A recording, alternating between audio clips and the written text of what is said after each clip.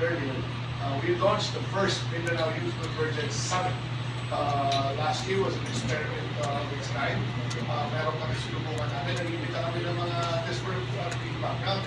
Nag-imbita kami ng mga youth leaders sa iba't ibang rehiyon sa buong Mindanao. The response last year was there were more or less 150 na mga youth leaders na sumali doon sa ginawa namin Mindanao Youth Convergence. Marahil dahil hindi pa alam ng kabataan o hindi pa alam ng mga partisipante what to expect and what is Minda trying to achieve and what Minda is trying to do and the expected outcomes sa nagpapanahan ko. We explained to them last year that really one of the reasons and the most basic reason and the most important reason is to make sure that the voices of the youth organized with the voices, the voice of the youth will be louder, stronger, at mas papakinggan kung organisado sila. We gave briefings to the different youth organizations, and we opened up the idea of partnering with us, with the Mindanao Development Authority, and of course with other government agencies like the OCD, andyan po yung BSP, andyan po ang iba't ibang mga ahensya ng gobyerno. We opened up to the youth leaders that if we partner, I think we will have more success in bringing the youth to the table, especially when we talk about the future and development of Mindanao. Different sectors play vital roles in the development of Mindanao. And one of the sectors that we feel and feel is very necessary and very vital and very important, siyempre yung boses ng kabataan. Hindi ko ibig sabihin susunod lang sa sinasabi. Pag hindi sila walang follow-up ng development efforts, even on peace efforts coming from the youth, mapuputol itong ginagawa natin. And luckily, alam niyo, napakaganda. Although not really surprised, but we are very happy to announce that this year there are more than 300 participants, meaning tumoblet. Actually, kung hindi pa natin tama lang, at in-expect natin at nagkulang. Aminin ko, nagkulang kami sa preparasyon. Kasi almost 700 youth leaders, possible youth leaders, coming from various youth organizations, nagpakita ng interest na sumali para sa itong pangalawang Mindanao Youth Convergence.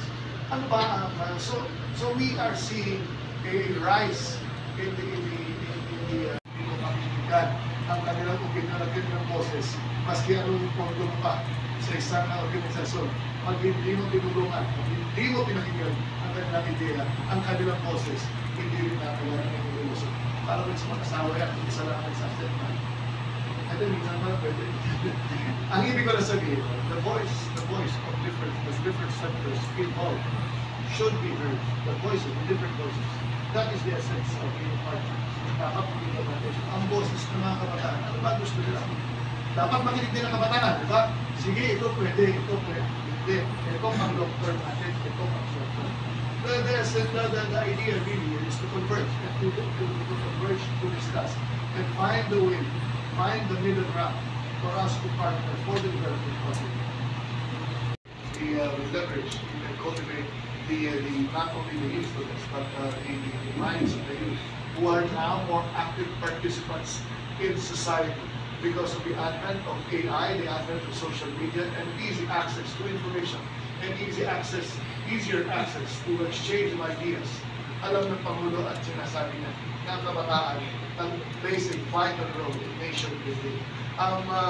We can only wish for continuity with the next administration. But the reason why we are trying here to organize each other, to institutionalize. That is what the message that I gave to the different youth leaders. We must institutionalize our partnerships, our long-term partnerships. Dahil wala naman ako nakikita ng administrasyon kung maganda naman ang purpose at maganda naman ang gustong abutin ng isang agreement between 2 or 3 or multiple parties. I do not think any administration na nagmamahal sa development ng bayan o ng Mindanao at recognizes the importance of the voice of the youth. Wala naman siguro na administrasyon mas isino kayo na ititigil ang magandang ginagawa ng isang partnership. We are hoping for that.